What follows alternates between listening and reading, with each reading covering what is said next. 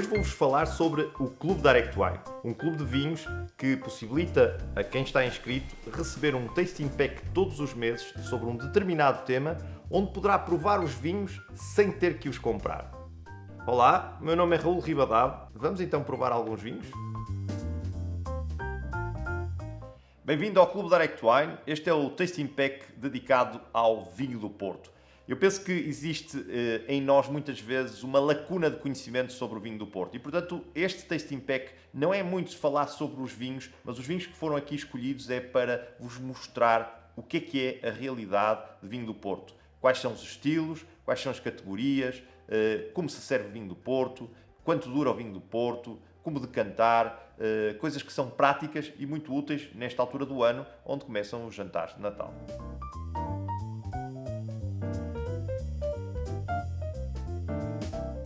O vinho do Porto é feito numa região que se chama Douro, no norte de Portugal. Tem a Serra do Marão a proteger o Douro dos ventos atlânticos frios e úmidos e, portanto, o Douro tem um clima continental. Esta região demarcada em 1756 pelo Marquês de Pombal, aparece nas garrafas dos vinhos do Porto como Porto DOC. Porque no caso dos vinhos de mesa, nos vinhos tranquilos, aparece Douro DOC. Portanto, a denominação de origem para Porto é Porto. O vinho do Porto é feito com várias castas, existem inúmeras castas autorizadas, mais de 100 castas autorizadas na denominação de origem, e a grande parte do vinho do Porto que é feito com castas tintas, uvas tintas, e uma outra parte é feita com uvas brancas. Como é que é feito o vinho do Porto? Portanto, a vinificação é uma vinificação normal, muitas vezes feita em lagares de pedra, que já vimos com certeza imagens das pessoas a pisar o vinho nos lagares de pedra, mas existem outros métodos hoje em dia modernos que já não se usa, ou seja, que imitam os lagares de pedra e a pisar a pé. O vinho do Porto tem a particularidade de ser um vinho fortificado. Difere dos vinhos tranquilos porque durante a sua fermentação, ou seja, à medida que o açúcar da uva é transformado em álcool, a meio dessa fermentação, nós vamos interromper essa fermentação com a adição de aguardente vínica de 77% de álcool. Isto, combinado com o álcool já formado e a percentagem que se põe da aguardente vínica, vai dar um produto final de cerca de 20% de álcool. Quando tiramos o vinho do lagar, recém-feito, o que aparece é um vinho, no caso dos vinhos tintos, é um vinho extremamente poderoso em cor, com aromas primários intensos de fruta negra e muito, muito opulento. A partir daqui, nós vamos depois definir como é que ele vai ser envelhecido e isso é que vai determinar o seu estilo.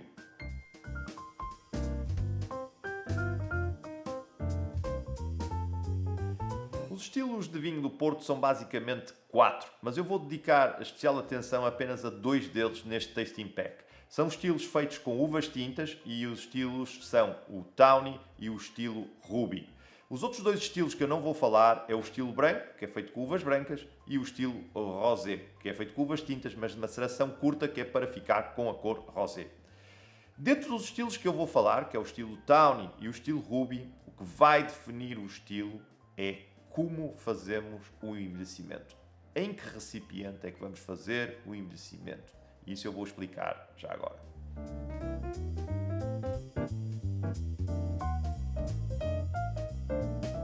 Então, falando apenas dos 2 estilos, que é o estilo Tawny e o estilo Ruby, como é que nós vamos fazer um ou outro? Na verdade, o vinho do Porto, quando é feito e sai do lagar, ele é opaco na cor, é um rubi intenso, vermelho escuro, penetrante, opaco, quase preto, aromas primários muito intensos de fruta negra, muito corpulento, volumoso, encorpado. A partir daqui, eu tenho 2 hipóteses. Ou ponho o vinho do Porto em recipientes mais pequenos, chamados pipas, vocês conseguem ver a imagem aqui, ou ponho em recipientes de maior dimensão. A diferença entre isto é que se eu puser num recipiente pequeno, eu vou ter mais oxidação, mais rápida, e o vinho vai perder cor mais rapidamente, tornando-se então numa cor mais alourada, que é basicamente o Tawny, é a palavra em inglês que significa alourado. Se eu puser em recipientes maiores, de maior dimensão, o contacto do vinho com a parede vai ser menor, portanto a oxidação vai ser sempre muito mais lenta e gradual e, portanto, esse vinho vai manter a cor rubi mais tempo e vai manter a fruta primária mais tempo. Portanto, é isto. Se eu quiser um rubi, recipientes grandes. Se eu quiser um tawny, recipientes pequenos, que são chamadas pipas no setor do vinho do Porto. Dentro destes dois estilos, eu depois tenho então aquilo que se chamam as categorias, ou seja, níveis de qualidade ou de particularidade do vinho. No caso dos tawnies, eu tenho a categoria standard, que chama-se tawny. Basicamente, se nós vimos numa prateleira de um supermercado um vinho que diz tawny, custa 6 euros, eu tenho um tawny standard. Isso é geralmente um vinho com pouca concentração e cerca de 3 anos de idade.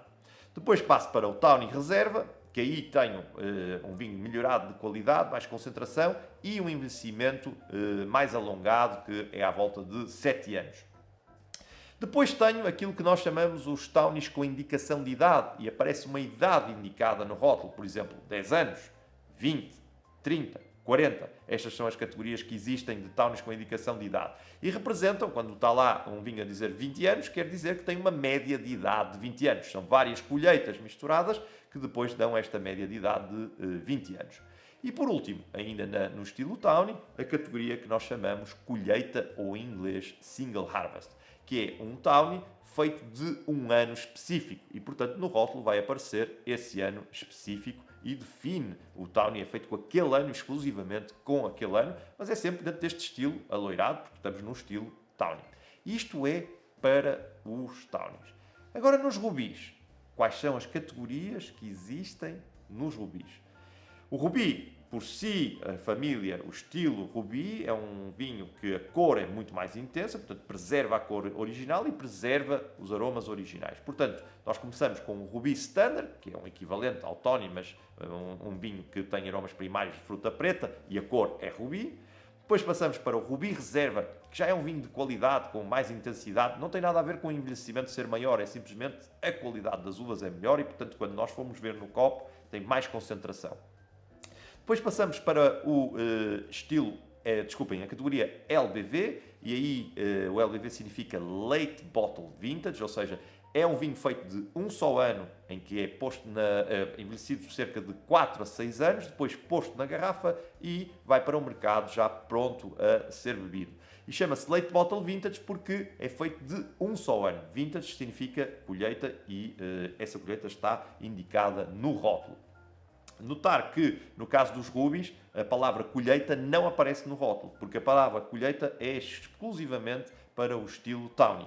Se nós tivermos um vinho de uma só colheita no estilo rubi, tem que se pôr lá a palavra vintage. Mas, neste caso, era o Late Bottle Vintage, porque agora nós vamos passar para a última categoria e a mais famosa categoria dentro do estilo rubi, que se chama, pura e simplesmente, Vintage. E aqui são vinhos que são feitos de um só ano, muito concentrados, são vinhos extraordinários que têm um envelhecimento em grandes tonéis ou balseiros de cerca de 2 anos, são depois logo postos em garrafa e vão fazer o resto do envelhecimento em garrafa e durante décadas. Um Porto Vintage pode durar 100 anos sem problema nenhum, só que o envelhecimento vai ser feito na garrafa. E essa é a grande diferença, porque a maior parte dos vinhos do Porto são todos feitos com envelhecimento em madeira e depois, quando vão para o mercado, estão já prontos. Não é? O próprio Late Bottle Vintage, que é a categoria que está por baixo do Vintage, é uma categoria que leva 4 a 6 anos de madeira e quando vai para o mercado estará pronto a ser bebida. Não quer dizer que ele não vai durar mais algum tempo, e pode, mas não é o seu objetivo final. Para guardar os vinhos e envelhecer na garrafa, esses são os vintage, que nós vamos falar mais à frente, particular, como é que se processa o serviço de um vintage.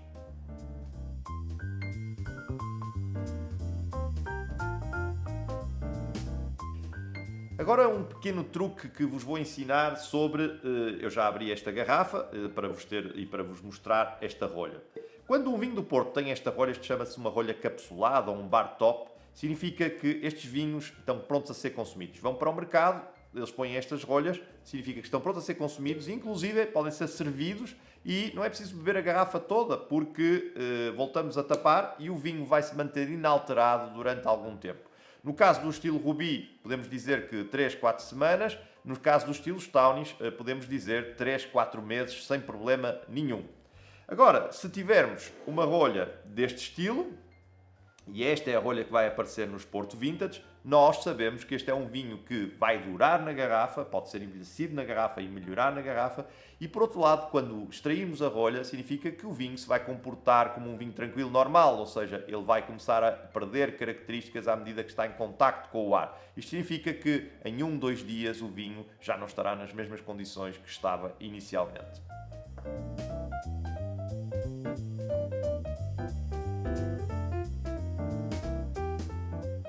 Agora vou-vos explicar o Porto Vintage em particular. Eu escolhi para este Tasting Pack 2 vinhos, um Porto Vintage jovem e um Porto Vintage com alguma evolução.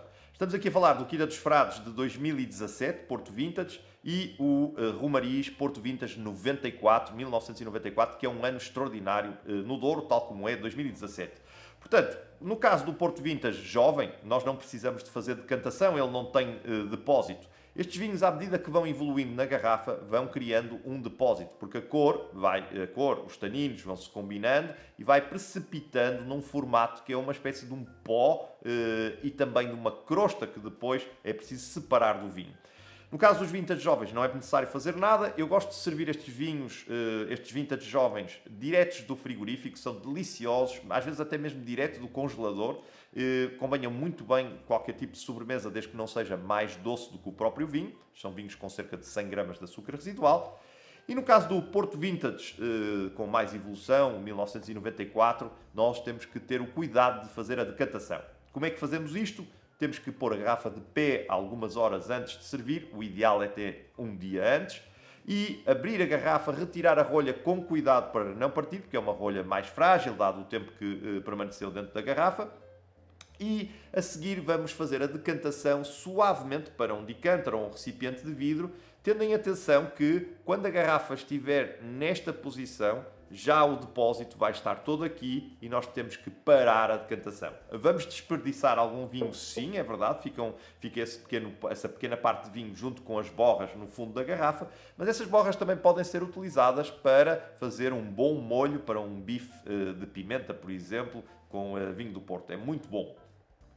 Então, esta é a realidade de serviço do Porto Vintage, sendo que no caso do Porto Vintage com mais evolução, é ideal para o final de refeição, junto com uns queijos e uma seleção de queijos, onde o grande queijo para acompanhar este vinho é o queijo Stilton, um queijo inglês de vaca muito bom para o Porto Vintage.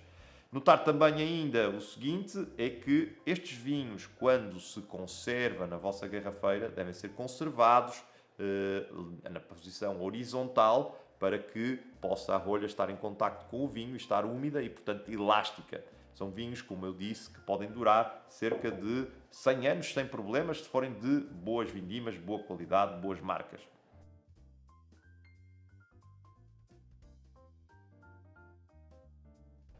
Obrigado por terem participado neste Tasting Pack dedicado ao vinho do Porto. Uma nota final, que vai entrar a época natalícia e o vinho do Porto tem um papel fundamental na mesa. Eu sugeria sempre servir um Porto Tawny com alguma sobremesa. As rabanadas, por exemplo, funcionam muito bem com um Tawny de idade, 10, 20, 30 ou 40 anos.